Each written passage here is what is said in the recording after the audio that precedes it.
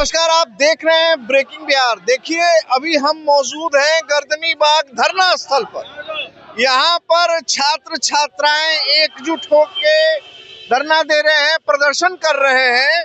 70वीं BPSC परीक्षा में जो त्रुटियां पाई गई हैं, देखिए बड़ा सुंदर स्लोगन लिखा है इन लोगों ने कि सिस्टम के गलती तोहार हो राजा, हम काहे पाई एकर साजा।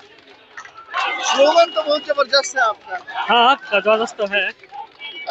सरकार को क्या संदेश देना चाहते हैं? सरकार को यही संदेश देना चाहते हैं कि हमारी पूरी मांग ये है कि सभी विद्यार्थियों को मौका मिले, ना कि सिर्फ 15,000 का मौका मिले। तो सरकार कह रही है कि बापू परीक्षा केंद्र में जो गड़बड़ियां थी, इस कारण से बापू परीक्षा केंद्र की परीक्षा रद्द कर दी गई है। तो इसमें क्या दिक्कत है? सर, वो एक सेंटर का परीक्षा रद्द हुआ है, बात सही है, लेकिन वो एक सेंटर नहीं है सर। एक सेंटर 24 सेंटर के बराबर है, इस बात को समझिए।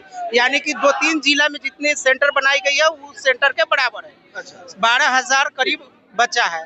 तो और लोग जो हैं 12,000 को तो पैटर्न पता चल गया कि इस बार क्या पैटर्न पूछा है। एकदम हार्ड कह के इतना आसान क्वेश्चन पूछा है, पैटर्न पता चल गया। तो सर उसी के बिहार पर तो आप एग्जाम लीजिएगा जो लिए हैं, तो फिर उसी तरीके का कुछ आपकी बात। मतलब आपका कहना है, जो मैं आपकी बातों को समझ रहा हूँ, कि ये 12,000 परीक्षार्थी अगर फिर से परीक्षा देंगे तो लाभान्वित हो जाएंगे, पूरा लाभान्वित होंगे। हो सकता है कि इसी में से 6,000 लड़का पास कर जाए, इसी में से 6,000 लड़का पास हो जाए। क्या कहिएगा भाई आप? इसके दो पक्ष हैं। हाँ। नॉर्मलाइजेशन नहीं करने जा रही है बीपीएससी। हाँ। इसके दो पक्ष आप जान सकते हैं। जैसे हम लोग के लिए शॉकिंग था, पहले चेयरमैन साहब ने कहा कि हम लोग 50% यूपीएससी लेवल का क्वेश्चन पूछेंगे, तो हम लोग एक एग्जामिनेशन हॉल में स्टेट ऑफ शॉक थे कि इतना पटवारी लेवल का क्वेश्चन पूछ दिया। बिहार लग रहा था बिहार पुलिस का एग्जाम दे रहे हैं। तो उन 12,000 विद्यार्थियों को जो बापू सभागार में कैंसिल हुआ है, वो एक जिले के बराबर विद्यार्थी की संख्या है। तो उस जिलों के उस लोगों को पता चलेगा कि आसान पेपर आने वाला है, 1 हफ्ता लगता है, 1 हफ्ता लगेगा, वो लोग अच्छे स्कोर कर सके। ये पॉसिबिलिटी है कि उसमें 7,000 बच्चे पीटी क्वालिफाई कर जाए। लेकिन दूसरा पक्ष ये भी देखा जाए कि उन 12,000 बच्चों में से इतना टफ क्वेश्चन पूछ दिया जाए कि एक भी बच्चे सिलेक्ट नहीं हो पाए, तो ये भी तो नाइंसाफी हो सकती है। क्योंकि मतलब पॉजिटिव और निगेटिव दोनों खतरा, दोनों खतरा। हाँ, बिल्कुल बिल्कुल बिल्कुल, पॉजिटिव और निगेटिव दोनों खतरा है। इधर आइए, किन किन बातों को लेकर यहाँ पर हैं और सरकार से सीधी मांग क्या है? देखिए सर, अगर मांग की बात किया जाए तो हम छात्रों का बहुत सारा मांग है। पहला तो हमारा जो बीपीएससी का सिस्टम है वो सही ढंग से संचालित नहीं हो रही है, और ना समय समय पे कोई चीज़ मतलब अपडेट किया जाता है। जब हम लोग लड़के कुछ मांग को लेकर के सड़क पे उतरते हैं तो उसमें कुछ नोटिस के फॉर्म में दिया जाता है। और सर आज का जो प्रेजेंट मुद्दा है सर, ये टोटल मुद्दा री एग्जाम को लेकर के सर। इसका वजह ये है कि आयोग मान रहा है कि कहीं पे पेपर लीक नहीं हुआ है। डीएम साहब का कहना है कि बहुत सारे क्वेश्चन पेपर गायब हैं, जहाँ पे जो जाना चाहिए था पेपर वो नहीं है। लेकिन हमारे अध्यक्ष महोदय इसकी कोई हिसाब नहीं दे रहे हैं। सिर्फ उन्होंने ये प्रेस कॉन्फ्रेंस में बताया कि जो पेपर का सील नहीं टूटा है तो पेपर लीक नहीं हुआ है। अगर आप एक बताइए, अगर आपके घर से कोई सामान गायब हो जाए और उसमें बक्सा में रखा हुआ है तो गायब नहीं होगा क्या? वो बक्सा से खोल कर दिखाएगा तभी गायब माना जाएगा?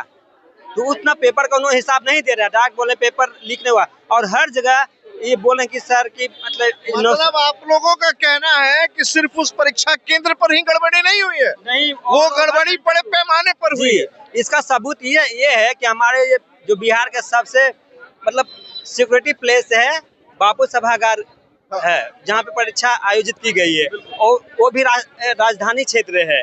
अब बता सर, जब इन जैसे क्षेत्र में सिक्योरिटी नहीं है, इन जैसे क्षेत्र में इस तरह की वार्ता, इस तरह की घटना घट रही है, तो और रिमोट एरिया में जो एग्जाम सेंटर गए हैं, जहाँ पे ना ही कैमरा की सुविधा है, ना ही लाइट की सुविधा है, और ना ही अच्छे से लोग मतलब गाइड कर पाते हैं, तो वहाँ पे हम कैसे कह लें कि नहीं लिखी हुई होगी? बस एक चीज का जानकारी दे आयोग कि उपद्रवी कौन। अगर आप पिछले 1-1.5 महीने से बच्चों को मानसिक प्रताड़ना दे रहे हैं, और सबसे पहली बात जब एग्जामिनेशन से पहले की बात थी, आप इतने गूढ़ में जी रहे हैं कि एक छोटा सा आप नॉर्मलाइजेशन के लिए नोटिस तक नहीं निकाल पाए, और उपद्रवी हम लोग हैं।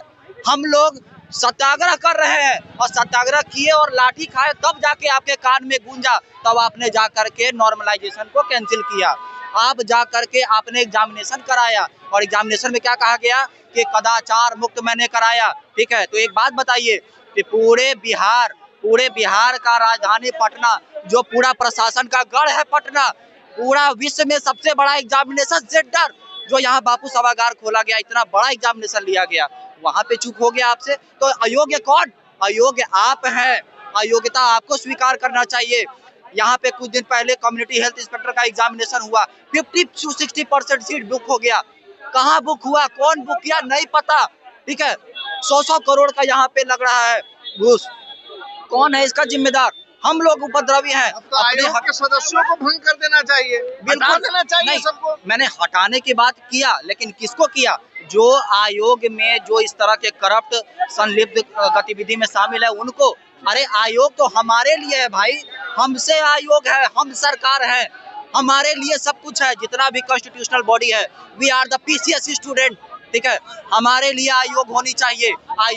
आयोग के नवाचार को लेकर के हम लोग कभी भी प्रश्न नहीं उठाए, लेकिन जो आयोग नवाचार करेगी उसके लिए वाद विवाद किससे होनी चाहिए? हम लोग से होनी चाहिए, क्योंकि हम लोग अभ्यर्थी हैं, हमारे लिए होती है एग्जामिनेशन।